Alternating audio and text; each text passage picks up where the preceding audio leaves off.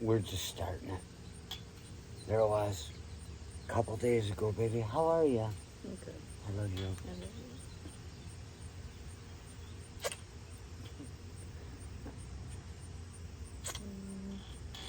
You're so yummy. Nobody knows.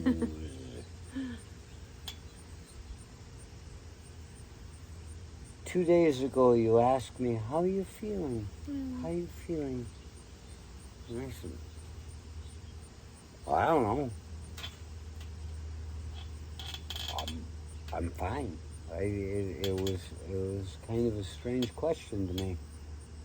And I realized it was the day my mother died. Thank you. And I guess I'm okay.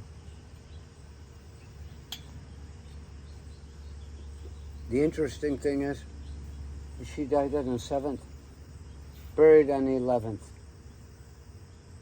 11th was her birthday.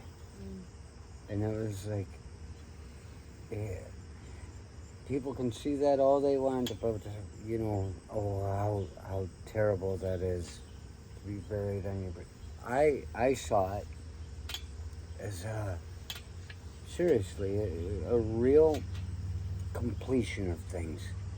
And you hear from time to time that people do that.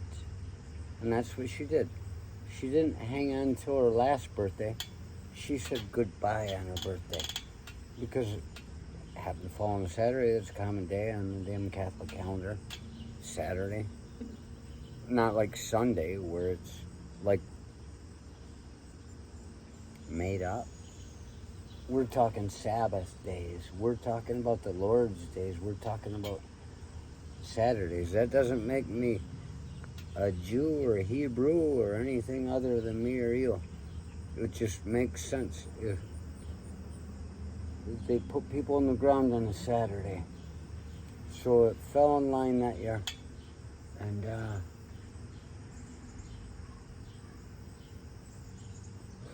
it made me think about how, you know, I also missed the 7th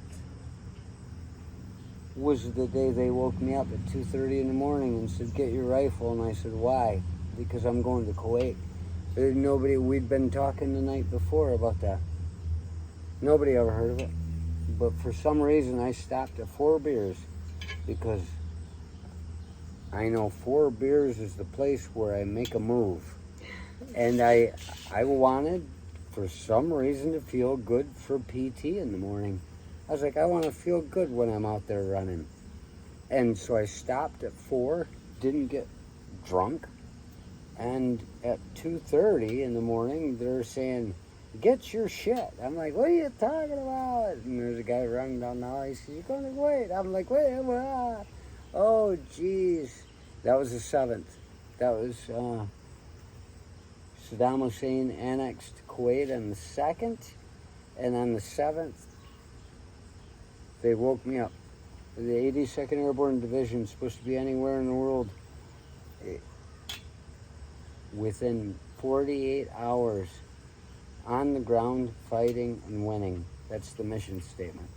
We waited another 5 just to wake me up. Oh my gosh. And I said, oh shit, I'm supposed to be packed constantly to go. And so in a half hour, I was able to throw everything together. Even my checkbook. Even my checkbook. I had to pay my gym bills until I wrote them a letter and said, I'm sorry, I can't pay you. I don't have access to your facilities. And they let me off. Never used it anyway. Look at me. Just naturally beautiful. More perfect than even Apollo himself.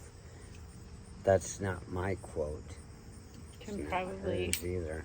Can probably attach the link to that video in the description, maybe. The one where Dr. No, not Mira Zusman. No, No. that it was the artist lady.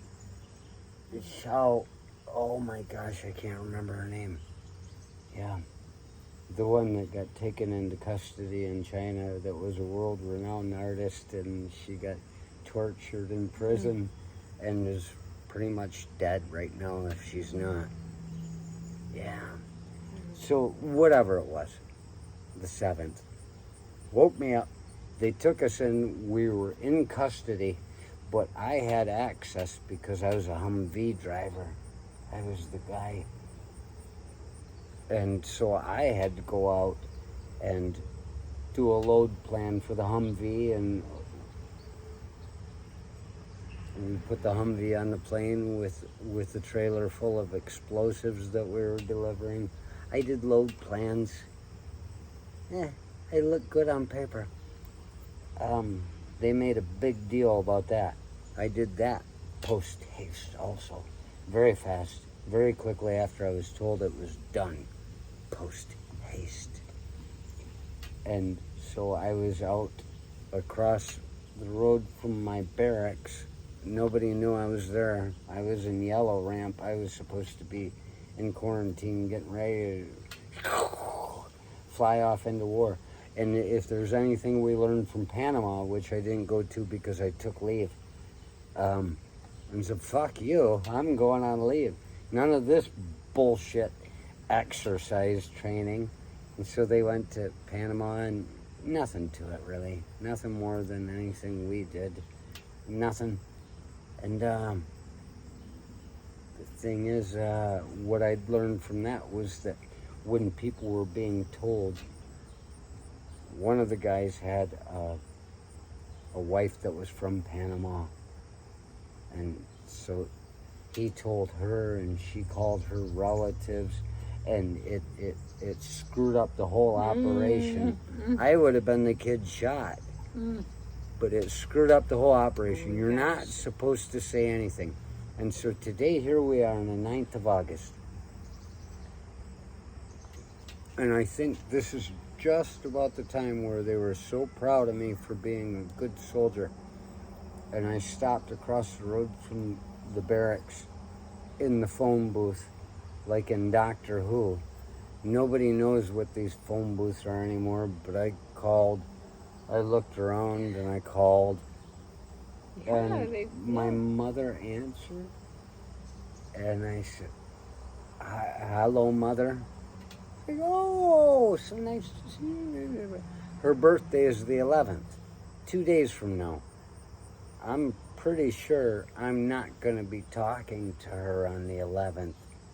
And I said to her, I said, you know, I just wanted to call and say, you know I'm always busy and you never know what's going on. And it's not about the military, it's the way I am. Nobody can keep track of me, even there. But I just wanted to let you know I wish you a happy birthday if I don't get a chance to talk to you. And I masked it all, and I never did ask her after that. Did she know what I was doing? Because I was not able to call her on her birthday. And we left on the 13th of August. We flew out after being naked on the airport. Sometimes if there's a whole bunch of people naked on an airport, it's time to go. Maybe North Fox Island.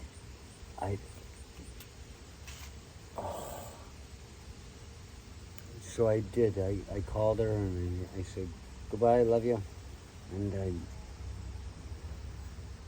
here it is, 9th of August, whatever year it may be.